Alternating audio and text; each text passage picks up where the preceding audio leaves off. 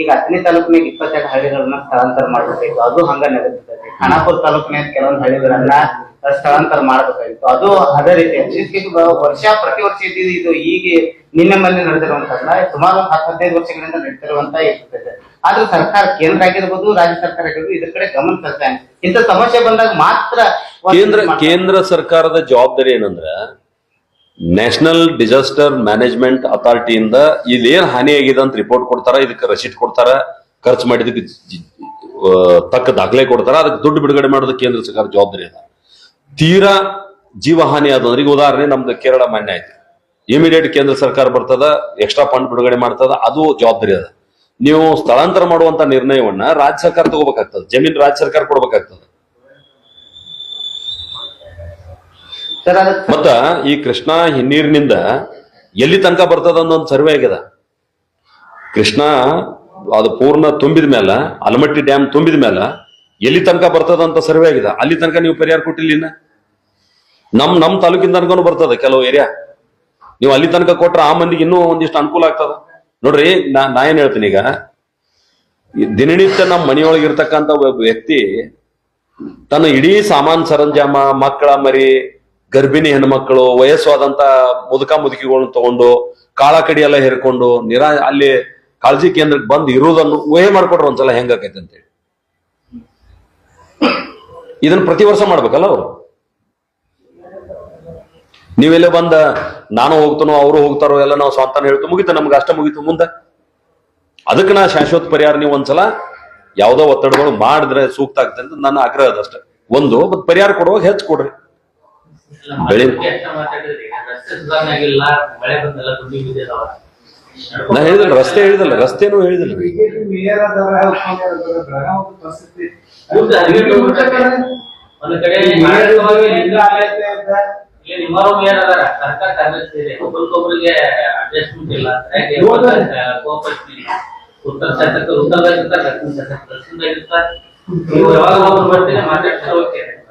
ಹೋಗರ ನೀವು ಪಾರ್ಲಿಮೆಂಟ್ ಅಧಿವೇಶನ ಬಿಟ್ಟು ನಿಮ್ಮನ್ನ ಭೇಟಿ ಹಾಕಿ ಬಂದು ಮತ್ತೆ ನೀವು ಯಾವಾಗ ಅಂತಿರ್ಲ.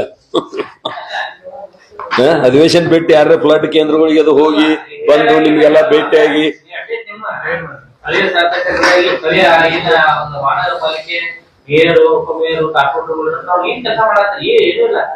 ಮಾತಾಡೋಣ. ನಮ್ಮ MLA ಅವ್ರ ಜೋಡಿ ಮಾತಾಡ್ತೀನಿ.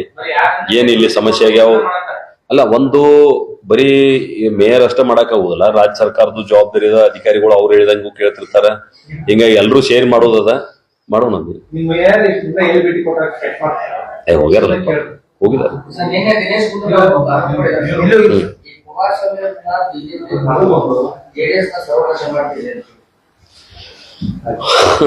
ಅವ್ರು ಒಂದ್ಸಲ ಸೇರಿಸ್ಕೊಂಡಿದ್ರಲ್ಲ, ಅವ್ರ ಏನ್ ಮಾಡಾಕತ್ತಿದ್ರಂತ, ಅವ್ರ ಜೋಡಿನೂ ಅಲೈನ್ಸ್ ಆಗಿತ್ರಲ್ಲ ಒಂದ್ಸಲ, ಎದಕ್ ಸೇರಿಸ್ಕೊಂಡಿದ್ರ?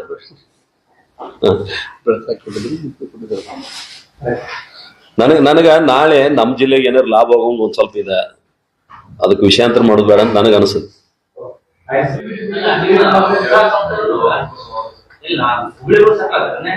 ಇಲ್ಲ ಬಂದಿರ್ಲಿ, ನಿನ್ ಬಂದು ಬಂದಿರ ಇದಕ್ ಬಂದ ನಿನ್ನ ಗೋಕಾಕ್ ಬಂದು ಕಾರ್ಯಕ್ರಮ ಕಷ್ಟ ಸೀಮಿತ ಇಲ್ಲ ಬಂದಿರು. ನಿನ್ನ ಗೋಕಾಕ್ ಪ್ರವಾಹ ಪೀಡಿತಕ್ಕೆಲ್ಲ ಬಂದ್ ಭೇಟಿ ಹೋಗ್ಯಾರ. ಮತ್ತೆ ಈಗ ಅಧಿವೇಶನ ಚಾಲು ಇರೋದ್ರಿಂದ ಅವರು ಅಲ್ಲಿ ಅಲ್ಲ, ಕೃಷ್ಣಾ ನದಿ ಚಿಕ್ಕೋಡಿ ಪಾರ್ಲಿಮೆಂಟ್ ಅದು ಎಲ್ಲ, ಆದ್ರೆ ಬೆಳಗಾವಿ ಪಾರ್ಲಿಮೆಂಟ್ ಮೆಂಬರ್ ಇಲ್ಲಿ ಜವಾಬ್ದಾರಿ ಇಲ್ಲ. ಘಟಪ್ರಭಾ ನದಿ, ಮಲಪ್ರಭಾದ ಘಟಪ್ರಭಾ ಅಷ್ಟು ಎಫೆಕ್ಟ್ ಆಗಿಲ್ಲ, ಮುನ್ನೋಳಿಗೆ ಹೋಗ್ಯಾರ.